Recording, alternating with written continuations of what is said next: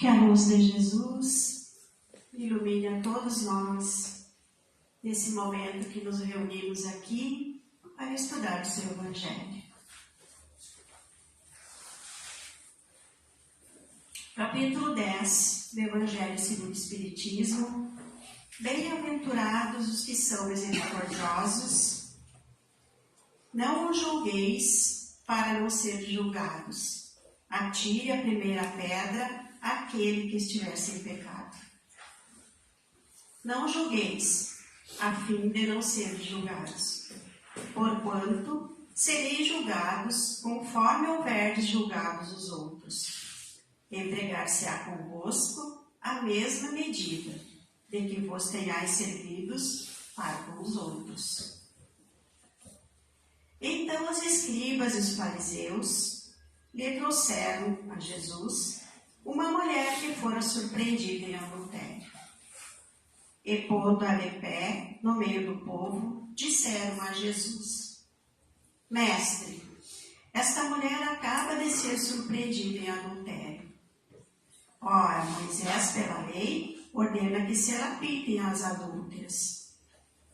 Qual sobre isso a tua opinião? Diziam isto para o tentarem e terem do que acusar. Jesus, porém, abaixando-se, entrou a escrever na terra com o dedo. Como continuasse a interrogá-lo, ele se levantou e disse: Aquele dentre vós que estiver sem pecado, atire a primeira pedra. Em seguida, abaixando-se de novo, continuou a escrever no chão. Quanto aos que os interrogavam, esses, ouvindo-o falar daquele modo, se retiraram,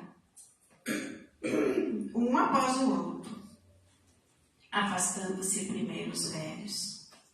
Ficou, pois, Jesus a sós com a mulher, colocada no meio da praça. Então, levantando-se, perguntou-lhe Jesus: Mulher, onde estão os que te acusavam?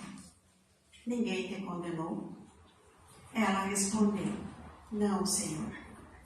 Disse-lhe Jesus: Também eu não te condenarei. Vai-te e de futuro não tornes a pecar. Então, essa linda mensagem de Jesus tem muitos ensinamentos a trazer para a nossa vida, para a nossa jornada. Então, vamos tirar dessa passagem linda os ensinamentos, o estudo de hoje. Então, a primeira parte que nós vamos trabalhar é tentar descobrir, tentar buscar o significado da palavra julgar e criticar. Porque quando nós estamos aqui falando em repreender o erro, a conduta do outro, as imperfeições, nós estamos falando em julgar. Nós estamos julgando. Mas será que na verdade a gente sabe o que é julgar? Então a palavra julgar, ela vem do latim e significa judicare. E essa palavra, ela tem dois sentidos. O primeiro sentido é no sentido de decidir, de sentenciar. Então, quando a gente está decidindo algo, a gente está sentenciando. Alguma coisa que eu estou analisando, que eu estou condenando, que eu estou avaliando aquela conduta, aquele ato, se ele é certo ou errado, e eu estou sentenciando. Então, quando eu sentencio, eu estou verdadeiramente julgando aquele ato. Mas existe um segundo sentido, que é o de não sentenciar. É quando eu vou formar uma opinião, eu vou avaliar aquela conduta, eu vou ajuizar aquela conduta. Fica meio parecido, parece que tem o mesmo sentido, mas a gente vai ver que não. Então, quando eu estou analisando aquela conduta, eu estou examinando, eu estou ajuizando, eu não estou sentenciando, eu não estou condenando, eu não estou dando uma sentença definitiva, eu estou examinando, eu estou observando, eu estou analisando aquele ato, aquela conduta, aquela postura. Então, existe uma diferença quando eu vou julgar já sentenciando, condenando, e quando eu vou julgar analisando, verificando, tentando compreender, observando. Por que tem tanta diferença? Por que eu tenho que fazer essa diferença? Porque quando nós estamos, por exemplo, compreendendo, observando, revendo, examinando essa postura equivocada do outro, ou até a nossa mesmo, porque devemos nos analisar, devemos analisar também as nossas condutas, no sentido de avaliar, no sentido de não sentenciar, eu estou agindo da forma como Jesus agiu com essa mulher, tentando compreender, tentando perceber o erro, mas não sentenciando a pessoa. Então, quando Jesus disse, mulher, onde estão os que te julgaram? Eles te condenaram? E ela disse, não, Senhor. E ele disse, eu também não te condeno. Mas ele avaliou a postura dela? Avaliou a atitude em que ela estava? Sim, ele avaliou. Ele avaliou e ele não concorda com a atitude dela. Por isso ele diz, vai e não tornes a pecar. Então, quando ele disse isso para ela, vai e não voltes a pecar, em nenhum momento ele deixou de perceber o comportamento equivocado dela. Mas ele consegue orientar, ele consegue dizer a ela, vai, reflita, repense, faça a tua reforma. E ele consegue fazer isso como? Com caridade, com amor, com benevolência, com respeito. Então nós temos aí esse ensinamento do Cristo, essa metodologia que nós precisamos aprender. Porque existem duas metodologias. Eu analiso e eu condeno, ou eu analiso, eu observo e eu auxilio. E qual o fundamento, qual o objetivo quando eu estou ali analisando, observando? O meu objetivo é reprimir o mal? Então essa atitude é louvável. Nós temos aí como exemplo a nossa lei humana. A lei humana, que nós não vamos aqui discutir se é falha, se não é falha porque é humana, mas o objetivo da lei humana é observar as condutas e criar sanções para aquelas condutas que são equivocadas, que são erradas, com qual objetivo? De reprimir o mal. Porque nós ainda somos muito imperfeitos. Nós precisamos dessas leis porque nós não sabemos viver só no bem, praticar só o bem. Então nós também podemos fazer isso com os nossos irmãos, mas nós temos que ver a forma como nós vamos fazer. Nós vamos fazer com amor, com brandura, em forma de caridade. E a outra postura que nós podemos identificar é quando eu observo o comportamento errado da criatura, do meu irmão, uma postura inadequada, e eu tenho ali o sentido de diminuir aquela pessoa, o sentido da maledicência, o sentido de diminuir aquela pessoa, de expor ela perante as outras pessoas. Essa atitude que é totalmente adversa à atitude do Cristo. essa atitude que não nos auxilia em nada. Então, essa atitude que a gente vai lá e, em vez de fazer que nem o Cristo, quando ele fica escrevendo, leia, ele não está indiferente. Ele está pensando, ele está analisando, está examinando aquela criatura. E nós, quando nos chega até nós um fato de uma conduta equivocada, o que nós fizemos? Nós nem pensamos, nós agimos na emoção.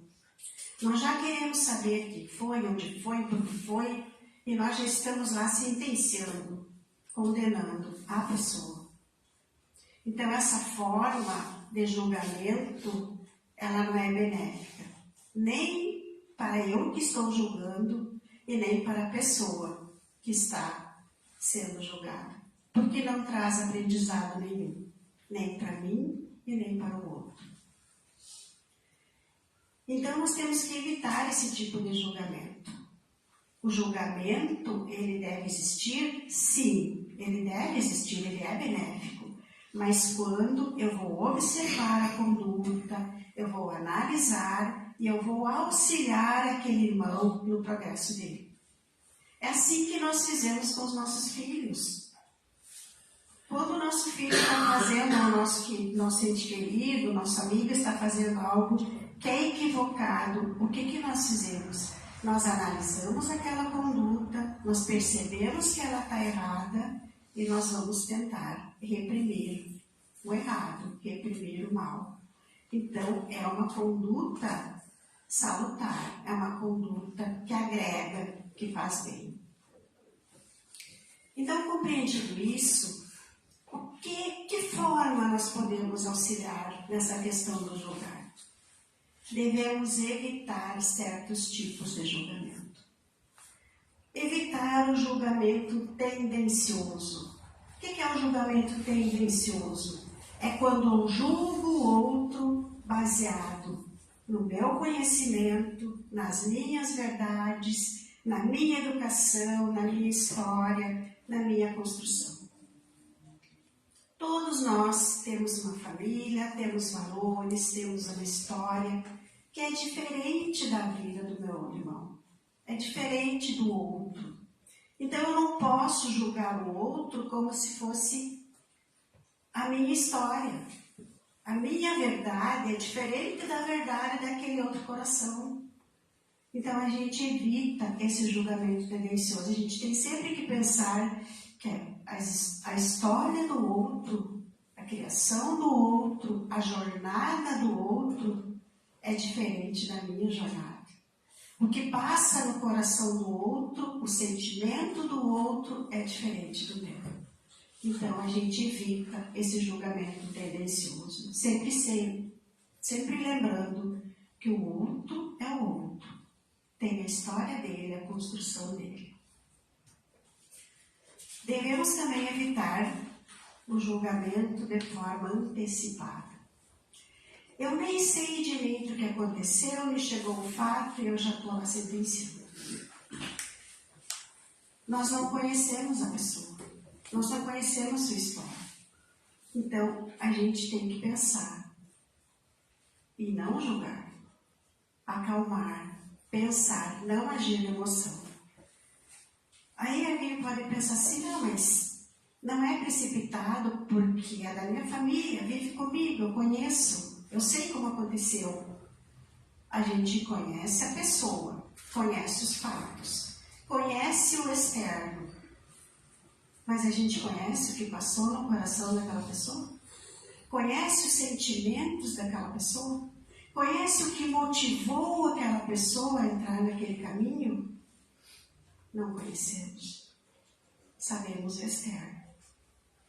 Mas aquela pessoa me conta tudo, divide comigo os sentimentos, eu sei tudo o que ela passa.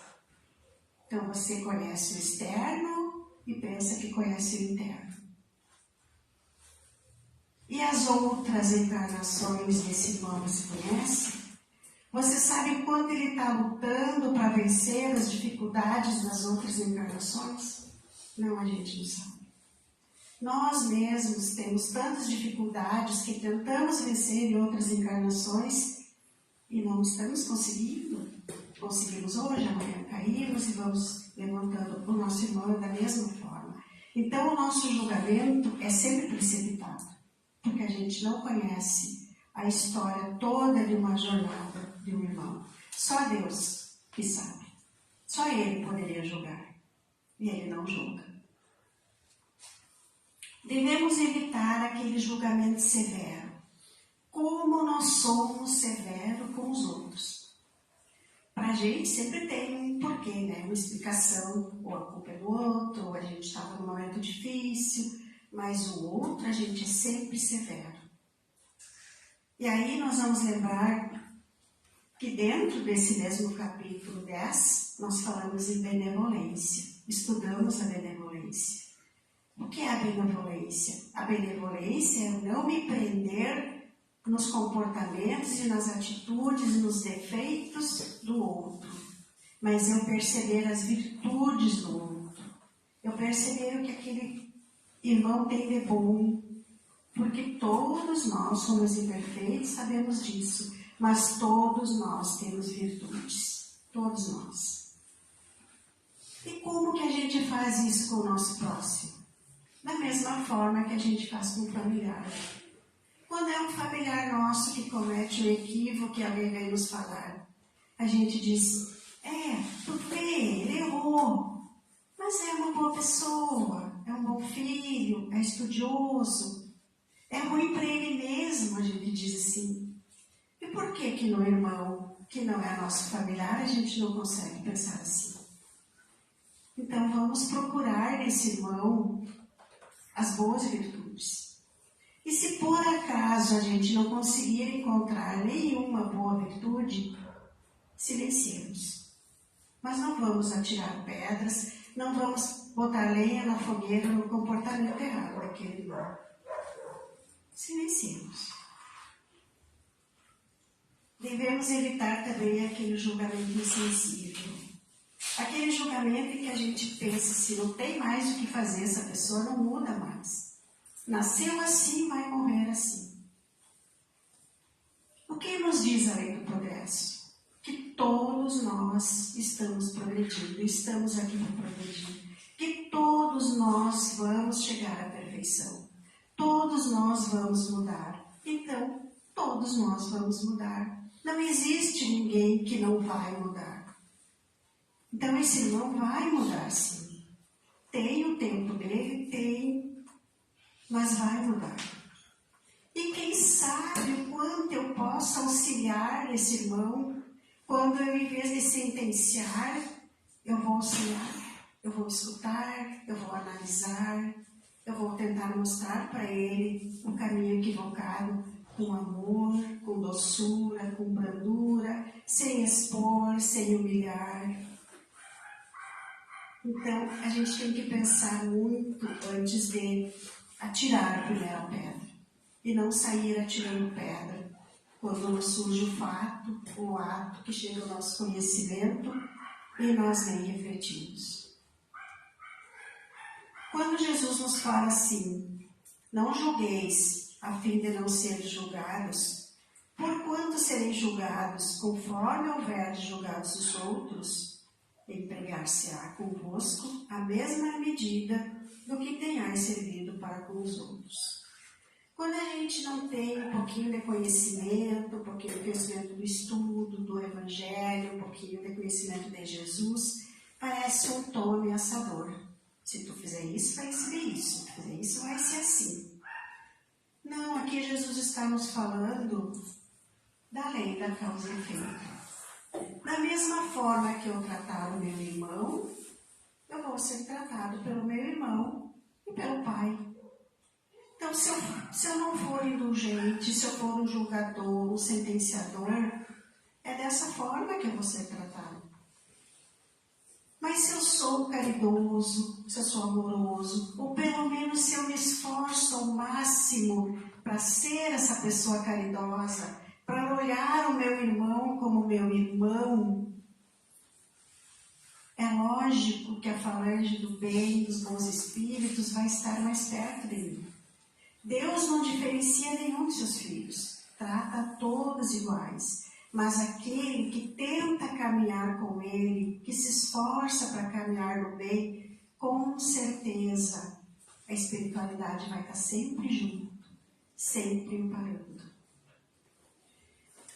Então, pensemos, quando nos chega um fato, quando olharmos o comportamento do outro, analisemos, lembremos que ele não tem a mesma história que eu, que ele vai mudar-se um dia e que a gente pode ser aí um grande instrumento de auxílio e praticar essa grande caridade de auxiliar aquele irmão na caminhada. Tem uma frase que é atribuída a Maria Teresa de Calcutá que nos fala assim: se você julga as pessoas, não tem tempo de amá-las. Nós estamos aqui para amar, para praticar o amor. Esse amor que Jesus nos ensinou, esse amor ao outro, esse amor tentando ajudar, esse amor para trazer o outro para junto da nossa caminhada. Que nós possamos sempre amar e que Jesus nos ilumine sempre. Que assim seja.